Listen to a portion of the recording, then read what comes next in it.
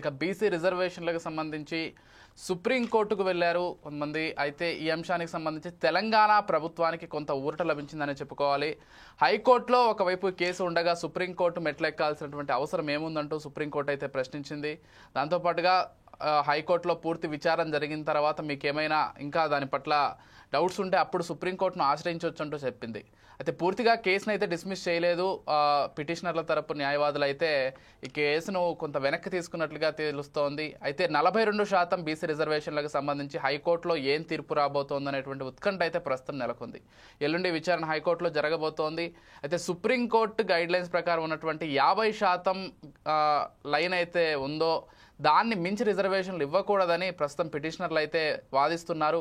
మరి హైకోర్టు ఏం తీర్పు ఇస్తుంది, దాని పట్ల మళ్ళీ సుప్రీంకోర్టుకు వెళ్ళే అవకాశం ఉందా, ఈలోపు ఎలక్షన్ షెడ్యూల్ విడుదలైతే మరి దాని పరిస్థితి ఎలా ఉంటుంది, ఈ మొత్తం అంశాలు ప్రస్తుతం తెలంగాణ వ్యాప్తంగా కొంత ఉత్కంఠ రేపుతున్నాయని చెప్పుకోవాలి. ఇదే అంశానికి సంబంధించి మనతో పాటు డిస్కస్ చేయడానికి మా చీఫ్ అడ్వైజర్ సుధాకర్ శర్మ గారు సిద్ధంగా ఉన్నారు. అండ్ వారితో పాటుగా ఆకుల శ్రీవాణి గారు సిద్ధంగా ఉన్నారు బీజేపీ పార్టీ నుంచి. అదేవిధంగా రామ్మోహన్ గారు కాంగ్రెస్ పార్టీ నుంచి సిద్ధంగా ఉన్నారు. ముందుగా సుధాకర్ శర్మ గారితో ప్రారంభిద్దాం. శర్మ గారు నమస్కారం అండి. నమస్కారం విజయ్ గారు. ఎలా చూస్తారండి, అంటే ఈ బీసీ రిజర్వేషన్లకు సంబంధించి బిల్లును ఆమోదింపచేసింది అసెంబ్లీలో, కాకపోతే గవర్నర్ ఇంకా ఆమోదం తెలపలేదు. అయితే ఈలోపే హైకోర్టు సుప్రీంకోర్టులో కూడా పిటిషన్లు వేస్తున్నారు. 50% రిజర్వేషన్లు దాటకూడదు కదా, మరి ఇక్కడ 42% బీసీ రిజర్వేషన్లే ఉంటే 15% ఎస్సీ ఎస్టీ ఈ ఒక 10% ఉంది. దాదాపు 65% పైగా దాటిపోతున్నాయి రిజర్వేషన్లు ఈ లెక్క ప్రకారం చూసుకున్నట్లయితే. ఏం జరగబోతోంది బీసీ రిజర్వేషన్ల బిల్లుకు సంబంధించి, ఎలా చూడాలి? అందరికీ నమస్కారం. ముఖ్యంగా చెప్పాలంటే మనం ఈరోజు అత్యంత ఒక కీలకమైనటువంటి అంశం గురించి మనం చర్చించబోతున్నాం. ఎందువల్ల అంటే రిజర్వేషన్స్ అనేటువంటిది చాలా సున్నితమైనటువంటి అంశం. మన రాజ్యాంగ నిర్మాణ సమయంలోనే ఎలాగైతే అన్ని వర్గాలకు ప్రతి ఒక్కరికి కూడా సమానమైనటువంటి ప్రాతినిధ్యం, అలాగే వారికి అన్ని రకాలైనటువంటి హక్కుల విషయంలో కానివ్వండి, అలాగే అప్పుడు ఉన్నటువంటి కొన్ని ఫండమెంటల్ రైట్స్ వైలేట్ అవుతున్నటువంటి నేపథ్యంలో అటువంటి విధానం ఉండకూడదు, అటువంటి సినేరియోస్ రాకూడదు అనేటువంటి ఉద్దేశంతో మనకు రాజ్యాంగంలోనే కొన్ని స్కెడ్యూల్స్ కూడా పెట్టారు. వాటిలో ప్రధానమైనటువంటిది మనకు 1951 అమెండ్మెంట్ ప్రకారం ఉన్నటువంటి 9th షెడ్యూల్. ఇది చాలా ముఖ్యమైనటువంటిది.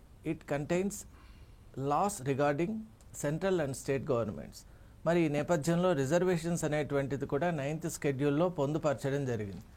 ప్రస్తుతం మన తెలంగాణ రాష్ట్రాన్ని కనుక తీసుకున్నట్టయితే ఇక్కడ బీసీ వర్గాలకు జరుగుతున్నటువంటి అన్యాయాలు కానివ్వండి, వాళ్ళకు ఉన్నటువంటి ఒక అసమానత ఏదైతే ఉందో దాన్ని అరికట్టేందుకు ప్రభుత్వాలు ప్రయత్నం చేస్తున్న విషయం అందరికీ తెలిసిందే. మరి ఈ నేపథ్యంలో మనం 2014లో సాధించుకున్నటువంటి తెలంగాణ రాష్ట్రంలో అందరికీ సమానమైనటువంటి ఒక విధానం ఉండాలి, అలాగే వెనుకబడినటువంటి వాళ్లకు సరి అయినటువంటి ప్రోత్సాహకం ఉండాలి అని ప్రతి ప్రభుత్వం కూడా భావిస్తున్నటువంటి నేపథ్యంలో ప్రస్తుతం పరిపాలిస్తున్నటువంటి కాంగ్రెస్ ప్రభుత్వం ఒక ప్రతిపాదన చేసింది. జీవో నెంబర్ 9లో 42% రిజర్వేషన్ అనేటువంటి ఒక ప్రతిపాదన చేయడం నిజంగా అందరూ హర్షించారు. ఎందువల్ల అంటే బీసీ వర్గాల్లో కూడా వాళ్ళందరూ వెనకబడి ఉన్నటువంటి వాళ్ళకి సరిగా ఇంతవరకు వాళ్లకు ఎక్కడ కూడా వాళ్ళకి ఇవ్వవలసినటువంటి సమానమైనటువంటి ప్రాతినిధ్యం ఇవ్వలేదనేటువంటి ఒక భావనను దాని నుంచి బయటికి వేస్తూ ఈ యొక్క జీవో తీసుకొని రావడం జరిగింది. అయితే మనం ఒక ఆశయంతో చేసాం, ఒక యాస్పిరేషన్తో చేసాం. What it stands from the judicial point of view అనేది చాలా ముఖ్యం. How the law of the land takes this change into consideration అనేది ముఖ్యంగా ఇప్పుడు మనం స్థానిక ఎన్నికల యొక్క నేపథ్యంలో ఉన్నాం కాబట్టి మనకు పంచాయతీరాజ్ యాక్ట్ 2018 ప్రకారం కూడా కొన్ని స్పష్టమైనటువంటి ఆదేశాలు ఉన్నాయి. మరి 285A కూడా ఉంది. మరి ఆ 285 సెక్షన్ గురించి కూడా మనం ఆలోచన చేయాలి. చర్చలో మనం అది కూడా చర్చ చేద్దాం. మరి వీటన్నిటి నేపథ్యంలో ఈ అంశం ఎలా ఉండబోతుంది అనేది మనం చూద్దాం. మనతో పాటు ఆకుల శ్రీవాణి గారు సిద్ధంగా ఉన్నారు బీజేపీ పార్టీ నుంచి. ఒకసారి వారితో మాట్లాడదాం. శ్రీవాణి గారు నమస్కారం అండి. శ్రీవాణి గారు, ఎస్ ఎలా చూస్తారండి ప్రస్తుతానికి? అంటే మీ పార్టీ వాళ్ళు కావచ్చు, బీఆర్ఎస్ అందరూ కూడా ఏకగ్రీవంగా ఈ బిల్లుకు సంబంధించి ఆమోదం తెలిపారు. అది అసెంబ్లీలో ఆమోదం పొందింది. ఇంకా గవర్నర్ అయితే ఆమోదం తెలపలేదు. అది కూడా త్వరలోనే జరిగేటువంటి అవకాశం కూడా లేకపోలేదు. ఈలోపే కొంతమంది హైకోర్టుకు సుప్రీంకోర్టుకు కూడా వెళ్తున్నారు. 50% ఏదైతే ఒక పాయింట్ ఉందో దాన్ని క్రాస్ చేసి రిజర్వేషన్లు ఎక్కువగా అవుతున్నాయి, దీనివల్ల ఇబ్బంది అవుతుందనేటువంటి ఉద్దేశంతో కొంతమంది పిటిషనర్లు ఇటు హైకోర్టుకు సుప్రీంకోర్టుకు వెళ్తున్నారు. మీరు కూడా దీనికి అనుకూలంగానే ఉన్నారు 42%. ఇంకా చెప్పాలంటే మీరు ఇంకా ఎక్కువ ఇవ్వాలని కూడా కోరుతున్నటువంటి పరిస్థితి నెలకొంది. సరే, అసలు ఈ స్థానిక సంస్థల ఎన్నికల్లో ఇది పూర్తిగా అమలయ్యేటువంటి అవకాశం ఉందనుకుంటున్నారా, లేకపోతే ఏం జరగబోతుంది అనుకుంటున్నారు? మీ అభిప్రాయం ఏంటి? వేరే పార్టీల గురించి మాకు తెలియదండి, కానీ మా బీజేపీ తరఫు నుంచి ముందు నుంచి కూడా మేము చెప్తూనే ఉన్నాము. బీసీ పక్షాన బీజేపీ పార్టీ ఉంది, ప్రతి ఒక్కరి ఎదుగుదల పక్షాన బీజేపీ పార్టీ ఉంది. కాబట్టి ఇప్పుడు 42% కాదు 45% రిజర్వేషన్స్ బీసీలకే ఇస్తాము అని చెప్పి చాలా రోజుల నుంచి కూడా మా బీజేపీ పార్టీ చెప్తూనే ఉంది. నేను ఒకటే కాంగ్రెస్ ప్రభుత్వాన్ని అడగాలనుకుంటున్నాను, వీళ్ళకి ఇప్పుడు ఆల్ ఆఫ్ ఎ సడన్ బీసీలు ఎందుకు గుర్తుకొచ్చారు? వీళ్ళు ఇన్ని సంవత్సరాల నుంచి బీసీ ఉన్నప్పుడు, అధికారంలో ఉన్నప్పుడు ఆ రోజు ఎందుకు బీసీల గురించి మాట్లాడలేదు? సరే, ఇప్పుడు బీసీ కులగణన చేస్తున్నాను అని చెప్తున్నారు. మళ్ళా పొద్దున్న లేసి రాజ్యాంగాన్ని మేమే కాపాడుతున్నాము అని చెప్పి చేతిలో బుక్కును పట్టుకొని తిరుగుతారు, రాజ్యాంగ పుస్తకాన్ని. మళ్ళీ అట్లాంటప్పుడు మళ్ళీ బిఆర్ అంబేద్కర్ గారు రాసిన తర్వాత మనకు రిజర్వేషన్స్ లలో 1992లోనే ఒక సుప్రీం కోర్టులో ఒక క్యాప్ ఉంది, ఒక 50% క్యాప్ ని క్రాస్ చేయొద్దు అని కూడా చెప్తున్నారు వాళ్ళు. మళ్ళీ మీరు ఒక 50% క్యాప్ రిజర్వేషన్ లో క్రాస్ చేసినప్పుడు మీరు మేమేమన్నా అంటే సైంటిఫికల్ గా చేశాము అని చెప్తున్నారు కదా, ఆ సైంటిఫికల్ గా కూడా మీరు సుప్రీం కోర్టు వాళ్ళు క్వశ్చన్ చేసే ముందు మీరు ఎందుకు దాని గురించి స్పష్టత ఇవ్వలేకపోతున్నారు ప్రజలలో? ఇప్పటికీ కూడా నేను కాంగ్రెస్ ప్రభుత్వాన్ని ఒకటే అడుగుతాను, పొద్దున లేసి బీసీ పక్షాన ఉన్నాము, బీసీలకు అందరికీ న్యాయం చేయాలి అనే వాళ్ళు మళ్ళీ ఈ రోజు మన రాష్ట్రానికి ఒక బీసీ ముఖ్యమంత్రిని ఎందుకు నియమించుకోలేకపోయారు? బీసీ మంత్రులను ఎందుకు నియమించుకోలేకపోయారు? అందులో కూడా చాలా మంది బీసీ నాయకులు ఉన్నారు కదా కాంగ్రెస్ పార్టీలో. అవన్నీ కాకుండా కేవలం ఎలక్షన్ల టైంలో మాత్రమే ఏదో ఒక జిమ్మిక్ లాగా మేము దీన్ని చేస్తాము, లేదంటే మేము సుప్రీం కోర్టుకి వెళ్తాము, సుప్రీం కోర్టులో మాట్లాడతాం, సుప్రీం కోర్టులో బీజేపీ వాళ్ళు వేస్తారు, లేకపోతే వేరే ఫార్వర్డ్ కాస్ట్ వాళ్ళు వెళ్ళి వాళ్ళు పోరాడుతున్నారు, వీళ్ళకి వ్యతిరేకంగా పోరాడుతున్నారు అని చెప్పి ఒక ప్రొపగాండా క్రియేట్ చేస్తున్నారు. కానీ న్యాయబద్ధంగా మీకు అధికారం ఉంది కాబట్టి ప్రతి ఒక్కరికి న్యాయం చేసేలాగా మీరు ఎందుకు ప్రాపర్ ఆన్సర్స్ ఇవ్వలేకపోతున్నారు? 42% రిజర్వేషన్ బీసీస్ కి అని చెప్పారు. మళ్ళీ ఆల్రెడీ మనకున్న రిజర్వేషన్స్ ఎస్సీ ఎస్టీ రిజర్వేషన్స్ ఏమన్నా తక్కువ అవుతున్నాయా? మళ్ళీ అందులో ఏమన్నా చేంజెస్ చేశారా? లేకపోతే మీరు సైంటిఫికల్ డేటా తీసుకుంటున్నానని చెప్తున్నారు కాబట్టి ఒక పొలిటికల్ ఎజెండాగో తీసుకుంటే మీరు పార్టీ పరంగా రిజర్వేషన్స్ చేంజ్ చేస్తాను అని చెప్తున్నారు. ఏ ఏరియాకి ఏ కాస్ట్ వాళ్ళు ఎక్కువ ఉన్నారు వాళ్ళని బట్టి రిజర్వేషన్స్ ఇస్తారా? లేకపోతే ఓవరాల్ గా మీరు చూసుకొని అంటే ఆ డేటాకి అసలు దానికి స్పష్టతనే లేదు. ఆల్రెడీ ఆ డేటా తప్పు అని చెప్పి చాలా మంది చెప్పారు. బీసీ రిజర్వేషన్స్ కులగణన ఏదైతే చేశారో అలా క్రిస్టియానిటీని అసలు యాడే చేయలేదు వాళ్ళు. మళ్ళీ ఇన్ని ప్రాబ్లమ్స్ వాళ్ళ లూప్ హోల్స్ వాళ్ళలో ఉన్నప్పుడు సుప్రీం కోర్టు క్వశ్చన్ చేస్తే సుప్రీం కోర్టు తిరస్కరిస్తే అక్కడ బాధపడేది ఎవరు? ప్రజలే. ప్రజలనే మళ్ళా వెనక్కి తోయాలి అంటే మీరేదో పార్టీ పరంగా మేము చేస్తున్నాము అని చెప్పి చేస్తున్నారు, కానీ సుప్రీం కోర్టు ఆపింది, సుప్రీం కోర్టు ఆపడానికి ఎవరో ఏదో కారణం చెప్పారు అని చెప్పి మళ్ళా వాళ్ళని బూచిగా చూపిస్తారా? లేకపోతే నిజంగా కూడా పోరాడి బీసీలకు నిజంగా న్యాయం చేస్తారా అన్నది ఇప్పుడున్న ప్రభుత్వం ఆలోచించుకోవాలి. నేను మళ్ళా ఈ ప్రభుత్వాన్ని ఒకటే క్వశ్చన్ చేస్తున్నాను, నిజంగా బీసీల పైన ప్రేమ ఉంటే బీసీ నాయకులు చాలా మంది ఉన్నారు మీ కాంగ్రెస్ పార్టీలో, అలాంటి నాయకులకు ఇప్పుడున్న వాళ్ళని గెలిచిన వాళ్ళకు అవకాశం ఇవ్వండి, మంత్రిత్వ శాఖలలో వాళ్ళని తీసుకోండి, ఒక ముఖ్యమంత్రి లాగా వాళ్ళని నియమించండి. ఆ తర్వాత నిజంగా కూడా బీసీల పైన మీకు ప్రేమ ఉంది అని అర్థమవుతుంది. కానీ ఇప్పుడు ఏదో కొత్తగా చేస్తానంటే తప్పు. అండ్ ఇంకొకటి అండి, ఇదే ప్రభుత్వము బీసీల కోసం మేము పోరాడుతున్నాము, వాళ్ళు వచ్చి వీళ్ళు వచ్చి మధ్యలో అడ్డుకాలు వేస్తున్నారు, గవర్నర్ మమ్మల్ని అంటే మేము ఇచ్చిన దాన్ని ఆమోదం పలకట్లేదు అని చెప్పి ఏదో తప్పుడు మాటలు మాట్లాడుతున్నారు. మళ్ళా ఇదే నాయకులు ఒక్కసారి ఆలోచించాలి, మన రాష్ట్రంలో ఫీజు రియంబర్స్మెంట్ చేయకుండా ఎంతో మంది బీసీ కులానికి చెందిన విద్యార్థులు ఈ రోజు చదువుకోవట్లేదు. వాళ్ళ కోసం కూడా ఆలోచిస్తే నిజంగా కూడా మన రాష్ట్రం బాగుంటుంది. రాష్ట్రం ఎదగాలి, రాష్ట్రంలో ప్రతి ఒక్కరు ఎదగాలి, ఆ ఎదుగుదలలో మనం ఉండాలని మనం ఆలోచిస్తే నిజంగా కూడా మనం బంగారు తెలంగాణ సాధించిన వాళ్ళం అవుతాం. రైట్. మనతో పాటు రామ్మోహన్ గారు కూడా సిద్ధంగా ఉన్నారు కాంగ్రెస్ పార్టీ నుంచి, వారితో ఒకసారి మాట్లాడదాం. రామ్మోహన్ గారు నమస్కారం అండి. నమస్తే సార్. ఎస్, ఒకసారి కెమెరా ఆన్ చేసుకోండి రామ్మోహన్ గారు. ఓకే. యా ఎలా చూస్తారు రామ్మోహన్ గారు? శ్రీవాణి గారు చాలా స్పష్టంగా చెప్తున్నారు, అంటే మేమన్నీ కూడా పకడ్బందీగా లెక్కలు వేసే 42% రిజర్వేషన్ ఇస్తున్నామని మీరు చెబుతున్నప్పటికీ అందులో చాలా లొసుగులు ఉన్నాయంటూ శ్రీవాణి గారు ఆరోపిస్తున్నారు. మీరు ఎలా చూస్తారు? నిజంగా చిత్తశుద్ధి ఉంటే ఈ పార్టీకి అన్నీ కూడా అమలైపోయి ఉండాల్సింది, కానీ కాంగ్రెస్కు చిత్తశుద్ధి లేదనేటువంటి విమర్శన చేస్తున్నారు వారు.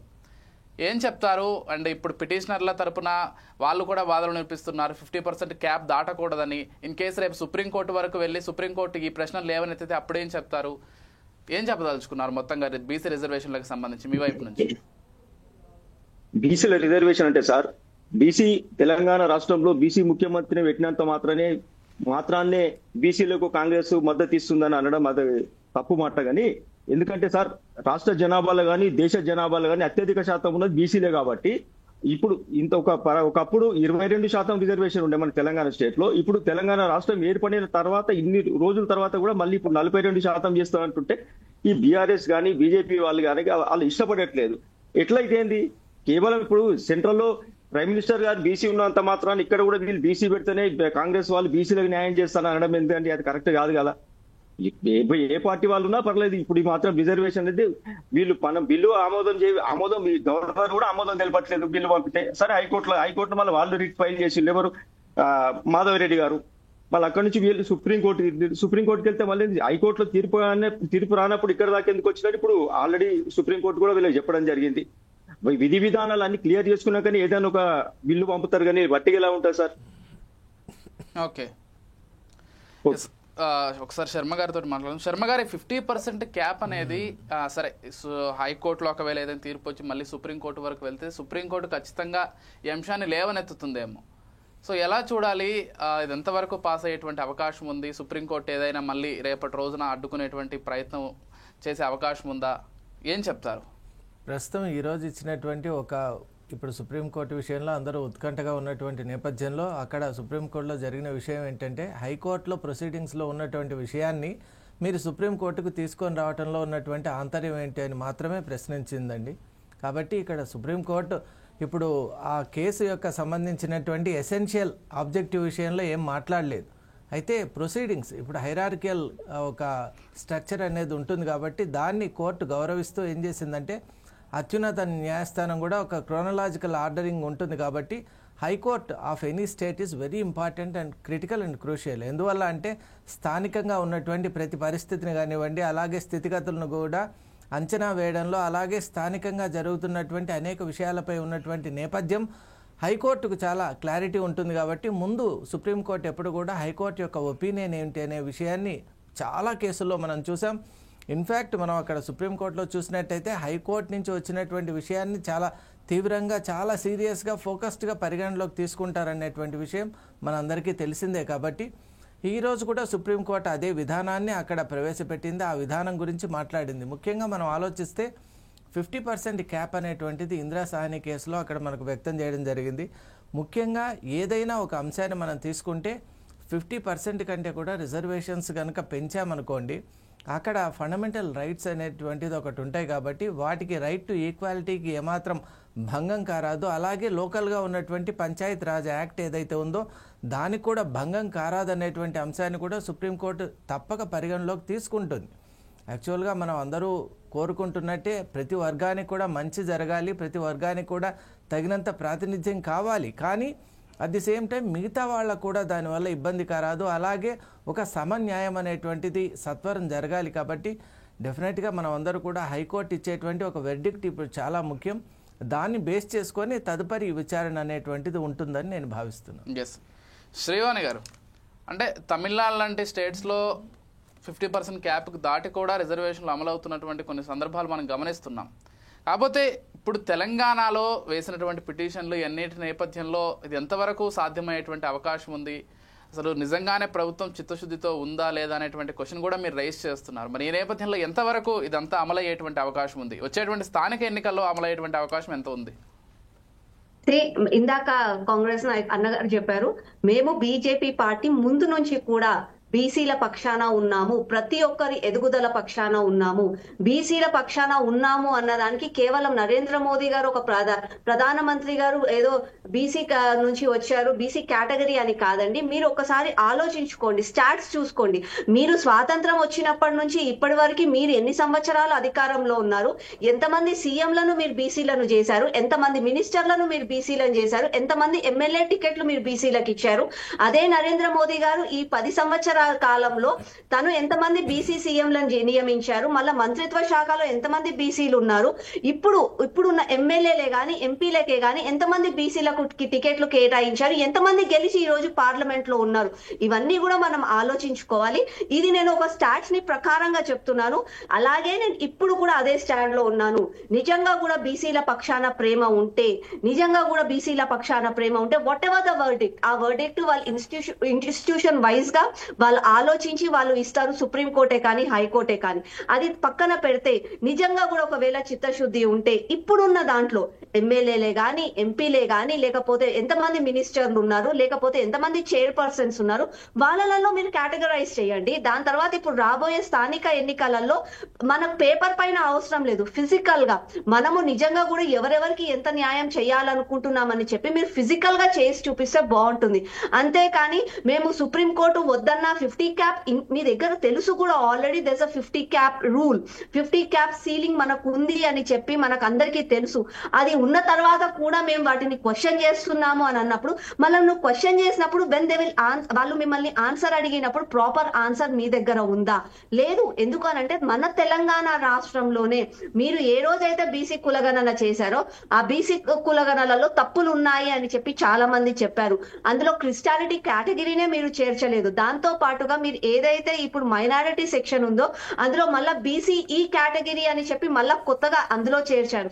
మళ్ళా ఇన్ని లూపోల్స్ ఆల్రెడీ అందులో ఉన్న తర్వాత మీరు అక్కడికి వెళ్ళి ఏం ఆన్సర్ ఇస్తారు? ఏం ఆన్సర్ ఇవ్వలేకపోతారు. This is nothing but fooling people. ఏదో కేవలం ఎలక్షన్స్ ఉన్నాయి కదా ప్రజలను ఏదో మాయమాటలు చెప్పడం కాకుండా, దయచేసి నేను ఒక సిటిజన్ గా చెప్తున్నాను, మీకు అధికారంలో ప్రజలు కూర్చోబెట్టారు, ఆ అధికారం మీ చేతిలో ఉంది కాబట్టి దయచేసి ఆలోచించండి. ఎందుకంటే గత 60 సంవత్సరాలు కూడా మీ దగ్గర అధికారం ఉండే, ఆ టైంలో మీరు చేంజెస్ తీసుకురావచ్చు, కానీ మీరు చేంజెస్ చేయలేదు. ఏ రోజైతే మీరు అధికారం ఊడిపోయిందో అప్పుడు కూర్చొని మేము అది చేస్తాం, మేము బీసీలకు న్యాయం చేస్తామనంటే, బీసీలు స్వాతంత్రం రాకముందు నుంచి కూడా మన దేశంలో ఉన్నారు.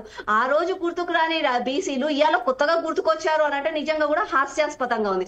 ఆ లాజిక్ లోనే వీళ్ళ ఏమి గిమిక్స్ ఏమో అర్థమైపోతున్నాయి. కాబట్టి ఇప్పటికైనా సరే what ever the verdict high court కానీ ఎవరిచ్చినా సరే ఇప్పటికీ కూడా వీళ్ళు చిత్తశుద్ధితోటి ఉన్న ఎమ్మెల్యేలకి ఎంపీలకు ఉన్న చైర్పర్సన్స్ కి న్యాయం చేసి, అలాగే ఇప్పుడు రాబోయే ఎన్నికలలో కూడా వీళ్ళు స్వచ్ఛందంగా మీరు టికెట్లు ఇచ్చి మేము చేస్తున్నాము అని చెప్పి చూపిస్తే బాగుంటుంది. కానీ పేపర్ పైన మాకు ఆర్డర్స్ వస్తేనే చేస్తాము, లేకపోతే మేము మహిళలకు టికెట్లు ఇవ్వము, లేకపోతే మేము బీసీలకు టికెట్లు ఇవ్వము అని అంటే వీళ్ళ చిత్తశుద్ధి ఏందో ఇక్కడే కనిపిస్తుంది. రామ్మోహన్ గారు అంటే కొద్దిసేపు ఈ స్థానిక సంస్థల ఎన్నికలు ఇవన్నీ టెక్నికాలిటీగా ఉండే పక్కన పెడితే, ఏ పార్టీకి ఆ పార్టీల అంతర్గతంగా ఉన్నటువంటి పదవులకి సంబంధించి ఎంతవరకు ఈ బీసీ రిజర్వేషన్లకు సంబంధించి 42% మీ పార్టీలు ఉంటున్న అంతర్గత పదవులకు ఎంతవరకు అమలు చేస్తున్నారు? మీ పార్టీయే కదా, అన్ని పార్టీలు కూడా బీసీలకో లేకపోతే ఎస్సీ ఎస్టీలకో పార్టీల అంతర్గత పదవులకు కూడా ఎక్కడా కూడా అమలు చేయకుండా కేవలం రిజర్వేషన్ పాస్ అయితే దాని ద్వారానే మేము ఇస్తామనేటువంటి సందర్భం కూడా ఉంది. అసలు పార్టీలు అంతర్గతంగా వాటిని ఎంతవరకు అమలు చేస్తున్నారంటే ఏం చెప్తారు? అంతర్గతంగా అంటే ఇప్పుడు ఆల్రెడీ తమిళనాడులో అయితే 50% క్యాబ్ ఆల్రెడీ దాటి ఉంది కదా. ఇప్పుడు మన దగ్గర కూడా ఆల్రెడీ అంతర్గతంగా చేస్తూనే ఉన్నారు కదా. ఇప్పుడు మన దగ్గర శ్రీవాణి గారు అన్నట్టు బీసీ మంత్రులు లేరు ఎవరనంటే, ఇప్పుడు బీసీ మంత్రి అంటే కొండా సురేఖ లేదా, ఇటు పొన్నం ప్రభాకర్ లేడా, వీళ్ళందరూ ఉన్నారు కదా. చిత్తశుద్ధి లేకుండా ఏ అడుగు కూడా అయ్యారు కదా. చిత్తశుద్ధి లేదు, సుప్రీంకోర్టులో ఏ విధంగా మాట్లాడతారని వెళ్తారు. ఎంత పర్సెంటేజ్ ఉన్నారు, ఇప్పుడు ఎంత పర్సెంటేజ్ ఉన్నారనేది కూడా చర్చ కదా. ఇప్పుడు శ్రీవాణి గారు అదే అడుగుతున్నారు, ఒకరిద్దరు పేర్లు చెప్పి బీసీలకు ఇచ్చేసామని చెప్తున్నారు. 42% ఏమో ప్రభుత్వం తరపున లేకపోతే అసెంబ్లీలో పాస్ అయితేనే 42% అక్కడ అమలు చేస్తామని చెప్తున్నారు. కానీ మంత్రులకి నిజంగానే 42% ఇచ్చారా క్యాబినెట్ లో అనేది చర్చ. లేదు, మంత్రులకు 42% అయితే ఇవ్వలేదండి. అది నేను ఇచ్చినామని చెప్పడం కూడా అది ఇది బాగుండదు. 42% అయితే ఇవ్వలేదు మంత్రులకు. సార్ రేపు ఒకవేళ మళ్ళీ మంత్రివర్గ విస్తరణ జరిగినప్పుడైనా ఎక్స్పెక్ట్ చేయొచ్చా? అవును, ఆల్రెడీ శ్రీవాణి గారు ప్రిపేర్ అయ్యి వచ్చారండి. నేను ఆల్రెడీ నైట్ జర్నీ చేసి వచ్చినా, నేను దీని గురించి పెద్ద ప్రిపేర్ కాలేదు. శ్రీవాణి గారు మాట్లాడినంతే నేను మాట్లాడలేకపోతున్నా, ఎందుకంటే ఆమె ప్రిపేర్ అయ్యి వచ్చింది. నేను ఆల్రెడీ జర్నీ చేసి నేను వచ్చినా. నేను పెద్దగా ప్రిపేర్ కాలేదండి దాని గురించి, మీరు ఎవరు వేరే విధంగా ఏం అనుకోవద్దు. పర్లేదులేండి. మీ అభిప్రాయం ఏంటో చెప్పే ప్రయత్నం చేయండి అంతే, వాదించుకోవాల్సినటువంటి అవసరం కూడా ఏం లేదు. లేదు, వాదించుకోవడం నాకు రాదండి. నేను ఏ పార్టీ వాళ్ళతోనైనా నేను స్నేహపూర్వకంగా ఉంటాను, వాదించడం అంటే నేను చేయను, నాకు అటువంటిది రాదు, నేను అంటే చేయను. కానీ ఒకటి ఏంటంటే నేను ఆల్రెడీ ప్రిపేర్ అయ్యి రాలేదు, నేను ఇప్పుడే ప్రింట్ ఇప్పుడే పట్టా. నేను ఓపెన్ గా చెప్తున్నా, నేను లైవ్ గానే చెప్తున్నా, నేను పెద్ద ప్రిపేర్ అయ్యి రాలేదండి, నేను ఓపెన్ గా చెప్తున్నా. ఇంకా శ్రీవాణి గారు అంటే ప్రిపేర్ అయ్యి వచ్చింది వాళ్ళు. ఏం పర్లేదండి. రైట్. శర్మ గారు, ఓకే. అంటే పార్టీలు మంత్రి పదవులకు సంబంధించి లేకపోతే పార్టీలు అంతర్గతంగా ఉండేటువంటి పదవులకు సంబంధించి ఎంతవరకు చిత్తశుద్ధిగా బీసీ రిజర్వేషన్లు లేకపోతే బీసీలకు పెద్దపీట వేయాలనేటువంటి విషయంలో ఎంతవరకు చిత్తశుద్ధిగా ఉన్నారంటే ఏం చెప్తారు? అంటే అఫీషియల్గా అయితే మేము ఇస్తామని చెప్తున్నారు, కానీ పార్టీలు అంతర్గతంగా ఇచ్చినప్పుడే కదా నిజంగా వాళ్ళ చిత్తశుద్ధి నిరూపించుకోవడానికి కనిపిస్తోందని చెప్పడానికి ఉండేది. ఏం చెప్తారు? అవునండి, మనకు తెలుగులో ఒక సామెత ఉంది, ఇంట గెలిచి రచ్చ గెలిచాలి అని ఒకటి ఉంది. అంటే ముఖ్యంగా మనం ఏదైనా ఒకటి చేయాలి అంటే ముందు స్టార్ట్ విత్ అవర్ సెల్వ్స్. కాబట్టి మనం ఇప్పుడు రిజర్వేషన్ విషయమే తీసుకోండి, ఇప్పుడు కాంగ్రెస్కు ఒక అవకాశం ఉంది, అధికారం చేతిలో ఉంది, కాబట్టి first they should set one example. వాళ్ళు ఏం చేయాలి అంటే వాళ్ళ క్యాబినెట్లో కానివ్వండి, అలాగే మీరు ఇప్పుడు ఒక మంచి పాయింట్ చెప్పారు, చైర్పర్సన్స్ విషయంలో కానివ్వండి, అలాగే వివిధ అంశాల్లో ఎక్కడైతే నాయకత్వం అవసరం ఉంటుందో అక్కడంతా కూడా జిల్లా అధ్యక్షులు కూడా చేయొచ్చు. అవునండి, ఇప్పుడు ప్రతి అంశంలో కూడా వాళ్ళు ఏదైతే ఒక భావనతో వెళ్తున్నారో దాని విషయంలో కనుక వాళ్ళకి నిజంగా అటువంటి భావన ఉన్నట్టయితే వాళ్ళు దాన్ని మనం నిరూపించుకునేటువంటి ఒక మంచి అవకాశం ఉంది. కాబట్టి ముందు they should start with their own party. అక్కడి నుంచి స్టార్ట్ చేసుకుంటూ వచ్చి ఆ తర్వాత రాష్ట్రంలోనూ అలాగే ఇప్పుడు ఇటువంటి ఎన్నికల సమయంలోనూ ప్రతి ఒక్క చోట కనుక అది ప్రవేశపెట్టినట్టయితే మనమంతా కోరేది ఒకటే, బీసీలకు కూడా తగినటువంటి ప్రాతినిధ్యం రావాలి. ఇప్పుడు బీజేపీ నాయకురాలు శ్రీవాణి గారు కూడా ఒక మంచి పాయింట్ చెప్పారు, అంతర్గతంగా కూడా ఉన్నటువంటి వ్యవహారాలని సరిచేసుకోవాల్సినటువంటి ఆవశ్యకత కూడా కాంగ్రెస్ పార్టీకి ఉన్నది. ఎందువల్ల అంటే బహుకాలం వాళ్ళు ఉన్నారు కాబట్టి, అంటే they have been in the power since long, కాబట్టి వాళ్ళకి అటువంటి ఒక అవకాశం కూడా ఇంతకుముందు ఉండింది, ఇప్పుడైనా సద్వినియోగం చేసుకోవాలి. అలాగే ప్రధాన పార్టీలన్నీ కూడా ఒకే లక్ష్యంతో ఉండాలి. మనం అందరూ కూడా తెచ్చుకున్నటువంటి తెలంగాణను నిజంగా సార్థకం చేసుకోవాలి.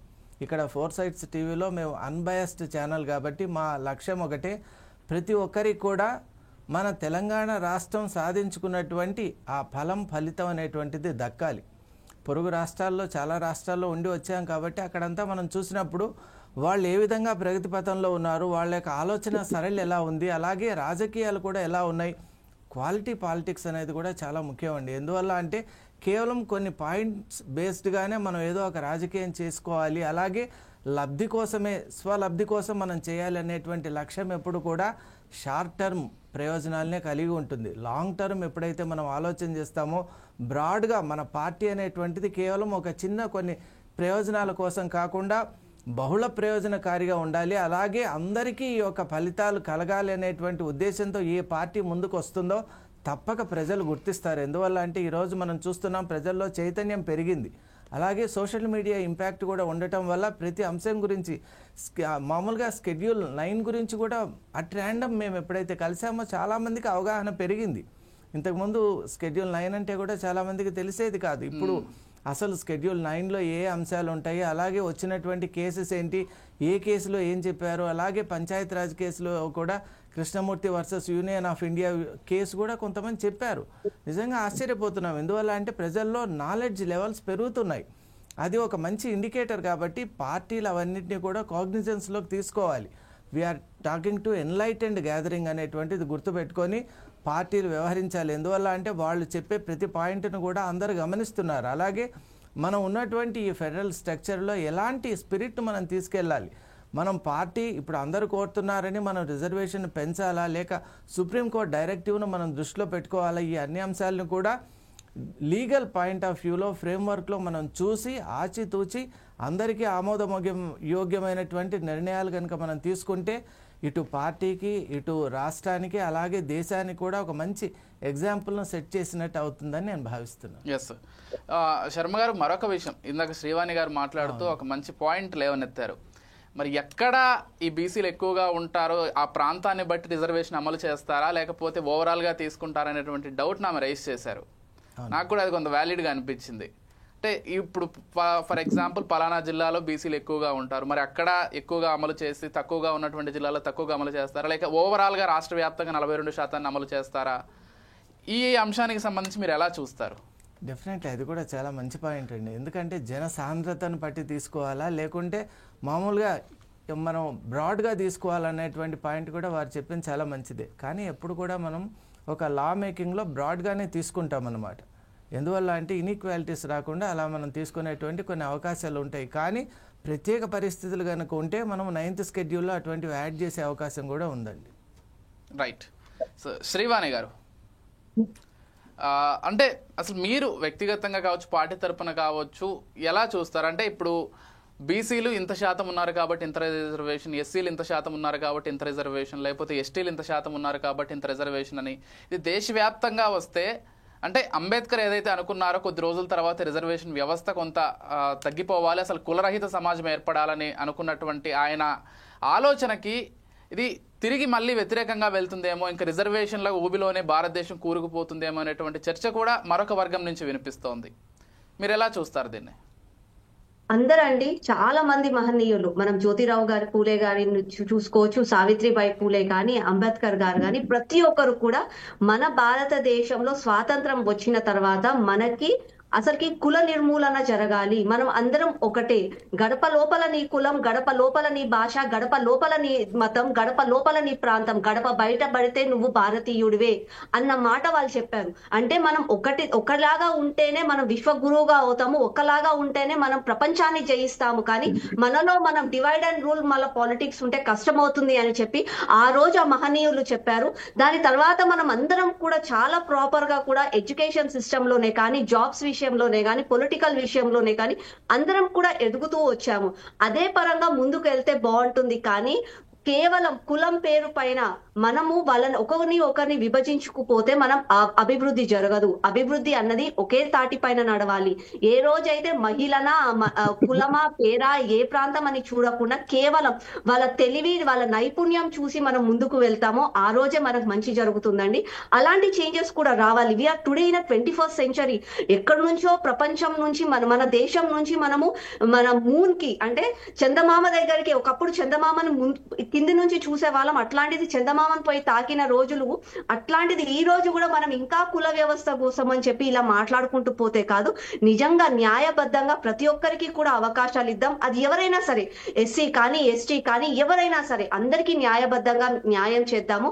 మనం అందరము కలిసి ముందుకు వెళ్దాము. కులము ఇవన్నీ మాట్లాడుకుంటూ పోతే వీఆర్ డివైడింగ్ అవర్ సెల్ఫ్. మనం అందరం మనంతలో మనం చేస్తున్నాం. ఒకటి చెప్తారండి పెద్దలు, ఏదైనా ఒక పని మీకు చెప్పినప్పుడు ఆ పని నువ్వు 2 విధాలుగా చేయొచ్చు. మంచి చేయొచ్చు, ఆ పనికి నువ్వు న్యాయం చేయొచ్చు. మంచి అని అంటే నీ స్వార్థం కోసం నువ్వు చేసేది మంచి అవుతుంది. న్యాయము అని అంటే నీ చుట్టుపక్కల ఉన్న వాళ్ళకు, నీ సమాజానికి చేసుకుంటూ పోతే అది న్యాయం అవుతుంది.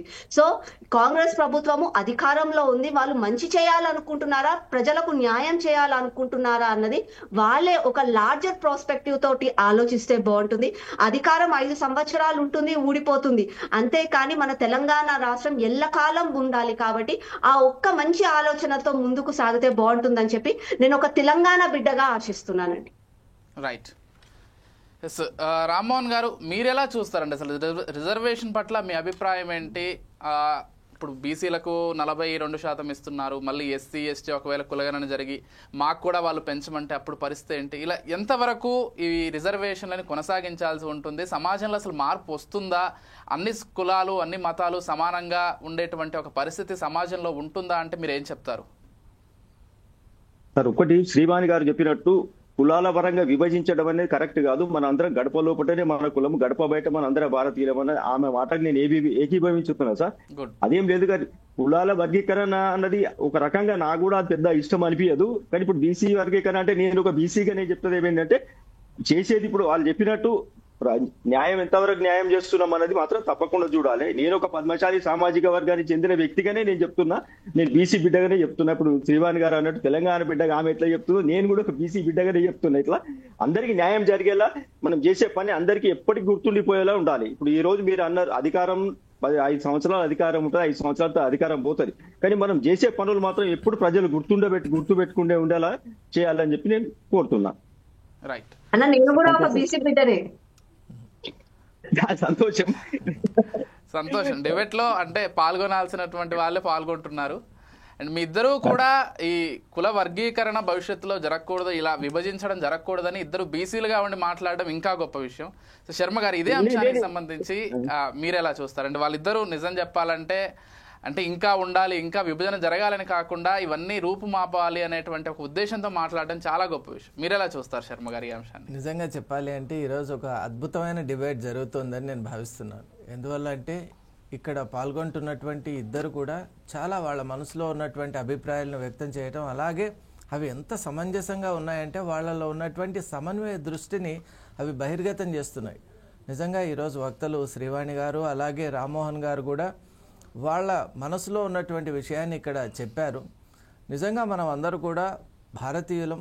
ఆ తర్వాతే ఈ కులాలు మతాలు రకరకాల భిన్నమైనటువంటి అనేక డివిజన్స్ ఏవైతే ఉన్నాయో అవన్నీ కూడా they are secondary or even they are not be given much significance అని నేను కూడా భావిస్తాను. అయితే ఈ రోజు ఉన్నటువంటి నేపథ్యం ఏమిటంటే కొన్ని వర్గాల వాళ్ళు అనేక సంవత్సరాలు కాదండి, చాలా కొన్ని డీకేడ్స్గా వాళ్ళు సరైనటువంటి ప్రాతినిధ్యం లేకపోవడం వల్ల వాళ్ళలో నాయకత్వ లక్షణాలు కానివ్వండి, అలాగే అలాంటి అవకాశాలు వాళ్ళకు లేకపోవడం వల్ల వాళ్ళు వెనకబడిపోయారనేటువంటి ఒక విధానం ఉంది. కాబట్టి ముందు అందరినీ ఒక త్రాటికి తీసుకొని రావాలి. ఒక సమానమైనటువంటి ప్రాతిపదిక కనుక ఏర్పడిన రోజు నిజంగా ఈరోజు మన వక్తలు చెప్పినట్టుగా ఒక అద్భుతమైనటువంటి తెలంగాణను అలాగే ఒక అద్భుతమైన భారతదేశాన్ని చూస్తాం. నిజంగా చెప్పాలి అంటే భారతదేశం యొక్క స్పిరిట్ కూడా అదే. It is all inclusive and never exclusive. మరి అద్భుతమైనటువంటి భారతీయ నేపథ్యం ఈరోజు మనం ఈ డిస్కషన్లో చూసాం. ఇన్క్లూజివ్ స్పిరిట్ అనేటువంటిది చాలా ముఖ్యం.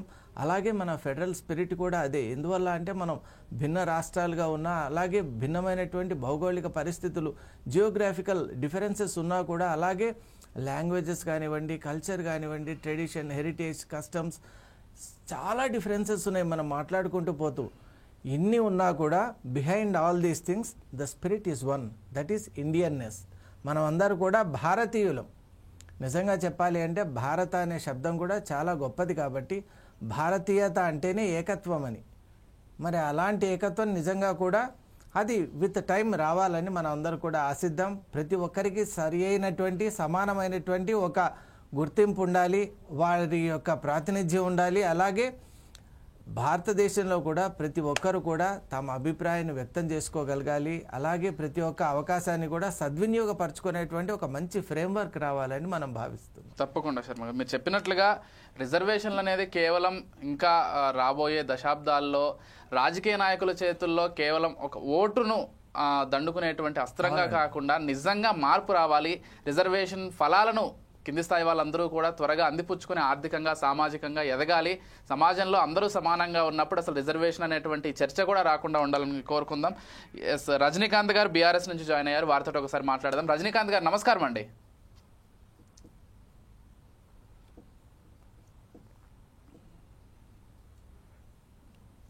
రజనీకాంత్ గారు,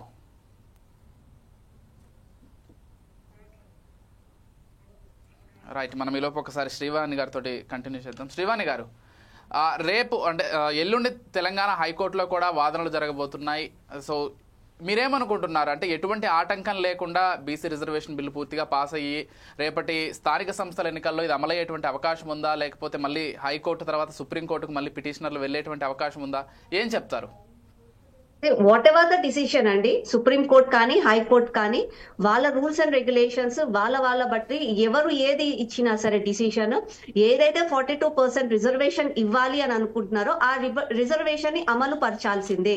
అది అన్ని పార్టీ వాళ్ళు కూడా ఒక తాటిపైకి వచ్చి ప్రతి ఒక్కరిని కూడా అలాగే తీసుకొని ఆ 42% రిజర్వేషన్ ఇచ్చిన తర్వాత మిగతా ఎస్సీ ఎస్టీ వాళ్ళకి కూడా న్యాయం జరిగేలాగా అందరికీ కూడా ఫస్ట్ ఎక్స్ప్లెయిన్ చేసి మీరు ఎందుకు విభజించారు, దాన్ని బట్టి మీరు ఎలా ప్రమోట్ చేశారు. నేను ఇందాక కూడా అడిగినట్టుగా మళ్ళీ లైక్ పాపులేషన్ వైజ్ ఇస్తున్నారా లేకపోతే కాస్ట్ వైజ్ ఇస్తున్నారా, అవన్నీ కూడా ఎలా కేటగరైజ్ చేశారు, అవన్నీ చేసిన తర్వాత ఒకసారి ఎలక్షన్స్ లోకి వెళ్ళి గెలిచిన వాళ్ళకు నిజంగా న్యాయం చేసి ఆ గెలిచిన వాళ్ళు కూడా వాళ్ళ సామాజికానికి వాళ్ళ ఏరియాస్ కి అన్నిటికీ న్యాయం చేసే నిజంగా కూడా అండి మన తెలంగాణలో ఉన్న ప్రతి ఒక్కరు కూడా ఆనందపడతారు. We're not against any development, కానీ చేసే ప్రాసెస్ మాత్రమే. ఏమైపోతుందంటే ఇప్పుడు బీసీ కులగణన జస్ట్ ఇన్ కేస్ ఒకవేళ సుప్రీం కోర్టే కానీ హైకోర్టే కానీ దానికి వద్దు మీరు ఇలా అగైన్స్ ద రూల్ పోయారు కాబట్టి మేము ఇది నో అంటున్నాము అని అంటే, కొన్ని పార్టీ వాళ్ళు కొంతమందికి టికెట్లు ఇవ్వకుండా, కొంతమందికి ఒక పార్టీ ఏమో అందరికి బీసీలకు ఇచ్చి మిగతా వాళ్ళు బీసీలకు ఇవ్వకపోతే అక్కడ ఉన్న ప్రజలలో ఒక ఏమంటారంటే ఒక హ్యూమిలియేషనే కానీ, లేకపోతే వాళ్ళల్లో వాళ్ళ గొడవలే కానీ ఒక ఇన్సల్ట్ లాగా ఫీల్ అవ్వడమే కానీ ఒక అన్రెస్ట్ సిచ్యువేషన్ వస్తుంది. అట్లాంటి అన్రెస్ట్ సిచ్యువేషన్ మనం క్రియేట్ చేయకుండా అందరం కలిసి ముందుకెళ్తే బాగుంటుంది. బికాస్ ఇప్పుడు కాంగ్రెస్ ప్రభుత్వం అధికారంలో ఉంది కాబట్టి నేను మళ్ళీ వాళ్ళకే అప్పీల్ చేస్తున్నాను. వాట్ ఎవర్ ది డిసిషన్స్ మీరు చూస్తున్నారో, ఏదో కాంగ్రెస్ కి న్యాయం జరగాలి అని కాకుండా తెలంగాణ ప్రజలకు న్యాయం జరగాలి అని చేసే ప్రతి ఒక్కరం కూడా స్వాగతిస్తాం. రైట్, ఓకే అండి. రామ్మోహన్ గారు, అసలు మీరే ఫైనల్గా ఏం చెప్తారండి? హైకోర్టులో మళ్ళీ ఎల్లుండి వాదనలు జరగబోతున్నాయి. సో హైకోర్టులో ఒకవేళ తీర్పు వచ్చిన తర్వాత ఆ తీర్పును బట్టి మళ్ళీ సుప్రీంకోర్టుకు వెళ్ళేటువంటి అవకాశం కూడా లేకపోలేదు పిటిషనర్ల వాళ్ళు. సో ఏం చెప్పదలుచుకున్నారు? ఖచ్చితంగా అమలయ్యేటువంటి దిశగానే కాంగ్రెస్ ప్రభుత్వం ప్రయత్నం చేయబోతోందా? ఎందుకంటే ఇప్పటికే స్పష్టంగా చెప్పారు, ఎట్టి పరిస్థితుల్లోనూ సరే హైకోర్టులో అయినా సుప్రీంకోర్టులో అయినా మన తరపు నుంచి వాదించి 42% రిజర్వేషన్లు అమల్లోకి తీసుకురావాలని చెప్పారు. అండ్ మరోవర్ మీరు సమగ్రంగా ఈ సర్వేను చేయించి 22% ఉన్న దాన్ని 42% చేశారు. మంచి విషయం అనే చెప్పుకోవాలి. కాకపోతే దాన్ని ఎంతవరకు అమల్లోకి తీసుకురాబోతోంది ప్రభుత్వం వైపు నుంచి, ప్రభుత్వం కష్టపడే అనేది ప్రస్తుతం చర్చగా ఉంది. ఏం చెప్పదలుచుకున్నారు ప్రభుత్వం వైపు నుంచి? అంటే సార్ ఏంటంటే 42% రిజర్వేషన్ అయితే చేయవలసిందే. దీని పార్టీలకు అతీతంగా అందరూ కలిసి చేస్తే కరెక్ట్ ఉంటుంది. ఇంకొకటి ఏంటంటే వీళ్ళు ఆల్రెడీ హైకోర్టులో ఒకవేళ కేసు పోయినా కూడా వీళ్ళు సుప్రీంకోర్టుకు వాళ్ళు వెళ్ళే ఛాన్స్ ఉంది. ఒకవేళ వీళ్ళు పోయినా వీళ్ళైనా ప్రభుత్వం అయినా మేమైనా వెళ్ళబోయే ఛాన్స్ ఉంది. తప్పకుండా హైకోర్టు సుప్రీంకోర్టు పోవాల్సింది తప్పకుండా. అంతే. శర్మ గారు, ఫైనల్ గా ఏం చెప్తారండి? ఏం జరగబోతోంది ఎల్లుండి హైకోర్టులో అనేటువంటి చర్చ సర్వత్రా అయితే తెలంగాణ వ్యాప్తంగా ఉత్కంఠ నెలకొంది. ఇంకా చెప్పాలంటే దేశవ్యాప్తంగా కూడా ఈ అంశానికి సంబంధించి చాలా ఉత్కంఠగా ఎదురు చూస్తున్నారు. ఒకవేళ తెలంగాణలో 42% అమలైతే ఇతర రాష్ట్రాలు కూడా ఈ దిశగా అడుగులు వేసేటువంటి అవకాశం కూడా లేకపోలేదు. కాబట్టి దేశవ్యాప్తంగా ఈ తీర్పుకు సంబంధించి చాలా ఉత్కంఠగా ఎదురు చూస్తున్నారు. ఈ నేపథ్యంలో హైకోర్టులో ఏం జరగబోతోంది? ఇన్ కేసు హైకోర్టులో అటు ఇటు అయితే సుప్రీంకోర్టు వరకు వెళ్ళే అవకాశం ఉందా? ఏం చెప్తారు ఫైనల్ గా? థ్యాంక్ యూ విజయ్ గారు. ముఖ్యంగా మీరు అన్నట్టు ఇది మన రాష్ట్రానికి సంబంధించినటువంటి అంశం కాదండి, యావత్ దేశం కూడా వేచి చూస్తుంది. ఎందువల్ల అంటే ఒక వ్యాలిడ్ స్టేట్మెంట్ ఎక్కడైతే, ఒక డైరెక్టివ్ ఎక్కడైతే ఒక రాష్ట్రంలో వస్తుందో దాన్ని మనం ఒక ప్రెసిడెంట్గా కూడా తీసుకునేటువంటి ఒక పద్ధతి ఉంది. కాబట్టి ఇది ఒక పొలిటికల్ ఇన్ఫ్లుయెన్సర్గా కూడా ఉండబోతోంది. అందువల్లే ఈ ఉత్కంఠ ఈరోజు మనం చూస్తున్నాం. కానీ ఒకటైతే మనం చూడాలండి, ఇక్కడ స్థానిక ఎన్నికల్లో కానివ్వండి ఎక్కడైనా కూడా నిజంగా మనకు చిత్తశుద్ధి ఉంటే డైరెక్టివ్స్కు అతీతంగా కూడా మనం క్యాండిడేట్స్ని ఎంపిక చేసుకునేటప్పుడు ఆయా సామాజిక వర్గాల్లో ఉన్నటువంటి వాళ్ళని మనం ప్రమోట్ చేయొచ్చు కదా. ఎగ్జాక్ట్లీ, జనరల్ కేటగిరీ ఇచ్చినప్పుడు ఎవరైనా పాల్గొనొచ్చు. అప్పుడు నిజంగా చిత్తశుద్ధి అనేది బయటపడుతుంది. మనం ఎంతసేపు హైకోర్టు సుప్రీంకోర్టు వాళ్ళకు కొన్ని విధి విధానాలు ఉంటాయి కాబట్టి వాటిని అనుసరించి దేశాన్ని యావత్తు స్థూలంగా వాళ్ళొకటి దృష్టిలో పెట్టుకొని వాళ్ళు చేస్తారు. కానీ ఇక్కడ ఉన్నటువంటి పార్టీలకు అన్నిటికీ కూడా ఒక సౌలభ్యం ఏముందంటే వాళ్ళ చిత్తశుద్ధి నిరూపించుకోవడానికి ఇది ఒక చక్కటి రాజమార్గంగా కూడా ఉంది. కాబట్టి అది కూడా మనం చూడబోతున్నాం. అలాంటి ఏదైనా సరే ప్రతి ఒక్క వర్గానికి కూడా సమన్యాయం జరగాలని మనం భావిస్తూ ఉన్నామండి. Right, thank you.